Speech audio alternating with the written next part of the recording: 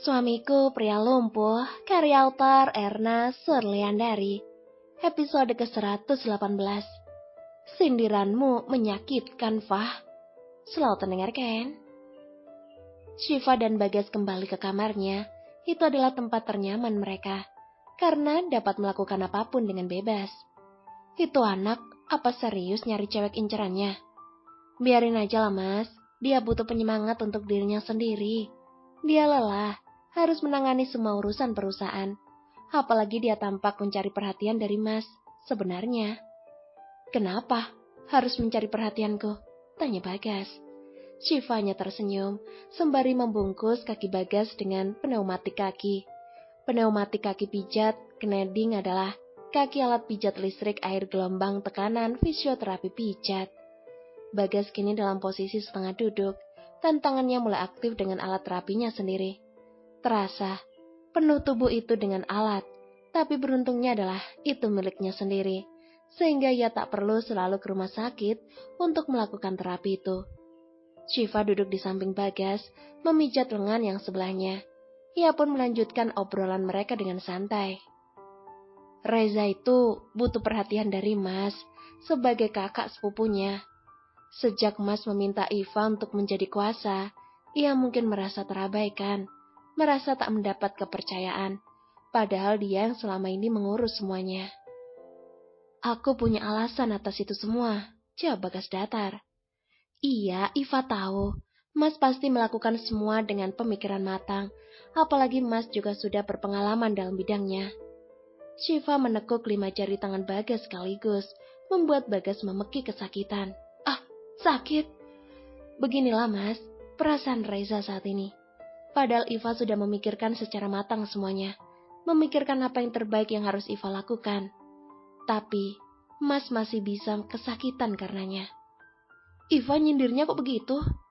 Iva nggak nyindir, cuma kasih tahu. Bagas melirik tajam pada Syifa, bukan karena cemburu, tapi mengenai bagaimana Syifa menyampaikan setiap pesan yang ada dalam pikirannya. Maaf, Fah, tapi kali ini aku harus tetap pada pendirianku, batin Bagas. Syifa mulai mempersiapkan obat untuk Bagas, lalu ia meminumkannya satu persatu. Bagas sebenarnya bosan, tapi tak ada cara lain kali ini. Hari ini kita nggak kemana-mana? Tanya Bagas. Enggak, belum ada planning soalnya. Mas mau kemana?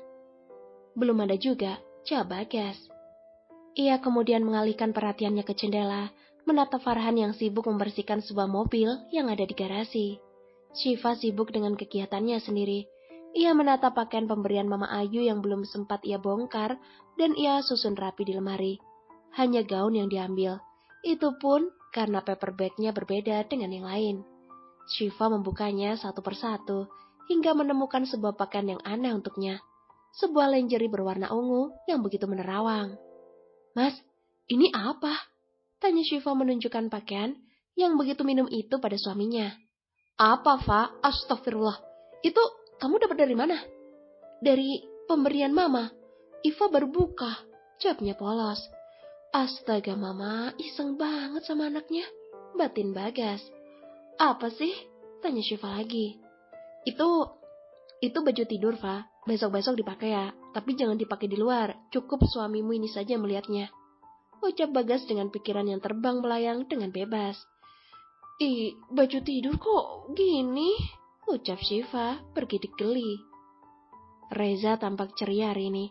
Ia begitu bersemangat menjalani harinya yang akan begitu sibuk. Bagaimana tidak? Dalam pikirannya adalah, ketika semakin cepat selesai maka ia akan semakin cepat pergi. Ia sudah membayangkan jauh ketika ia akan menelusuri tempat di mana ia kehilangan gadis itu kemarin. Reza melakukan semua pekerjaannya dengan baik seperti biasa. Ia memeriksa semua laporan dengan baik dan mencermati semua isi dari berkas yang ia terima. Meski itu akan kembali menjadi bahan debatnya dengan sang papa. Tiba-tiba, sebuah berkas dijatuhkan kasar di hadapannya. Apa? Tanya Reza tanpa menatap orang yang ada di depannya. Biarkan gadis itu menandatangani ini. Setelah itu kita akan mendapatkan semuanya. Jangan bercanda. Reza nggak akan melakukan itu demi apapun, bahkan demi papa. Jawabnya lantang, tersenyum menatap sang papa di depannya.